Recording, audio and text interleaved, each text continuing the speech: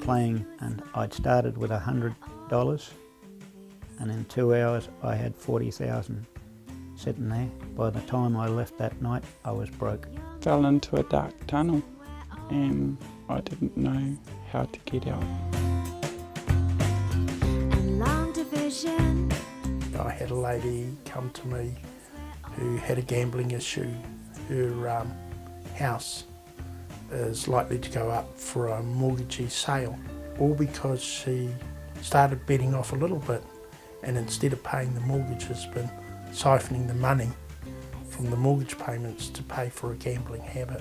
You walk into the room, it's dimly lit, the machines are well lit, there's no clock on the wall, so you don't know what the time, you don't know how fast the time's passing, and those machines are very seductive.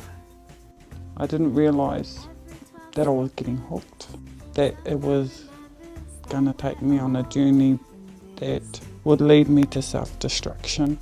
I know I'd wake up in the morning and I'd be thinking, yep, today's the day.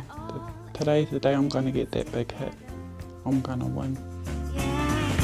Come on, baby. Don't mean to rush you. I only wanted. So people ask me whether we have a gambling problem in the South Waikato. I believe that the statistics speak for themselves.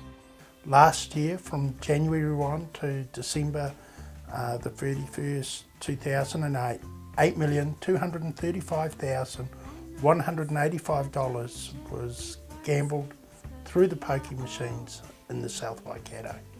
That's through 14 venues, 13 of them are operating and 1 licence is vacant, 189 machines, and that's a huge slice of money out of the economy of our district. The South Waikato District Council has the second highest spend on pokie machines in the nation. We have 1 machine per every 82 people over the age of 18. The New Zealand average is 1 machine per every 151 people. So we're almost double the national average. Research tells us quite clearly that the more availability of premises and machines in a low socioeconomic community, it causes a higher prevalence of problem gambling needs within the community. At the Salvation Army Tokoroa, in the last 12 months, we've seen a 50% increase in the number of clients that are coming in with gambling issues. I've seen damage done to families. Kids going without food, kids going without shoes and without clothes.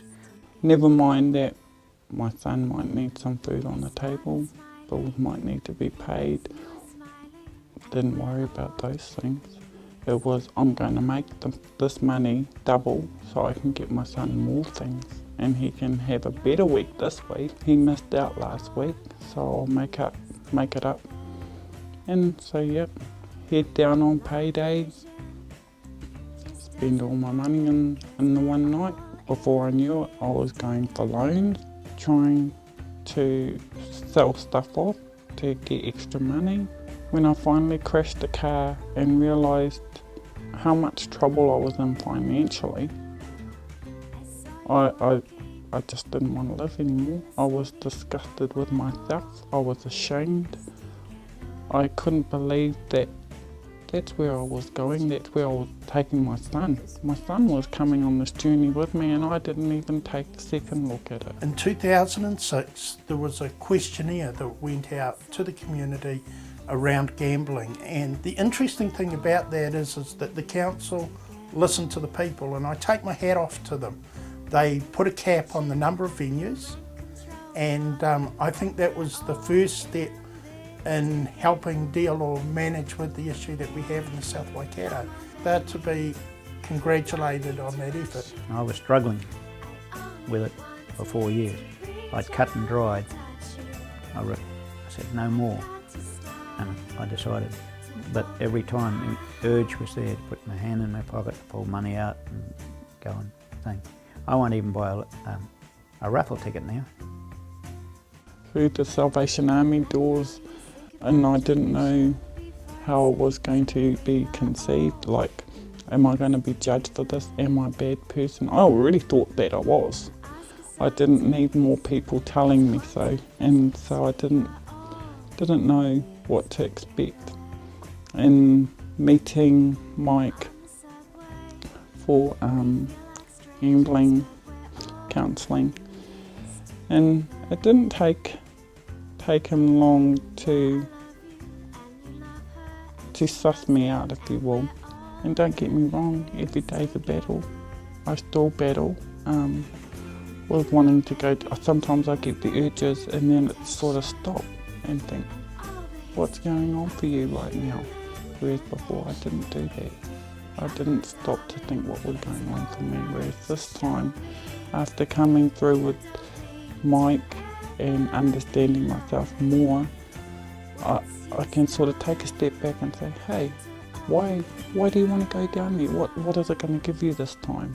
I've definitely come to a place where I understand myself a lot better than I ever thought I would or could. So people ask me, what can they do?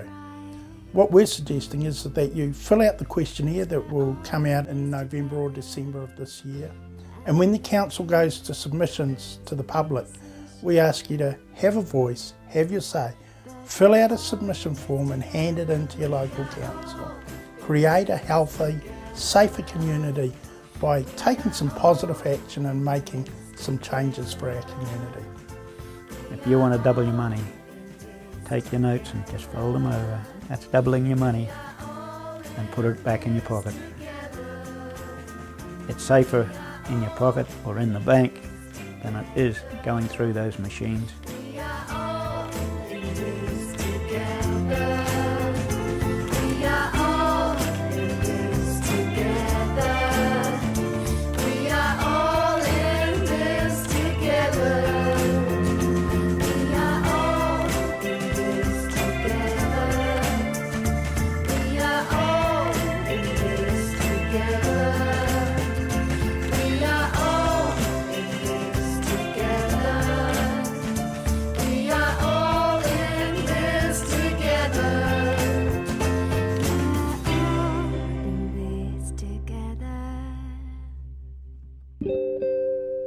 together.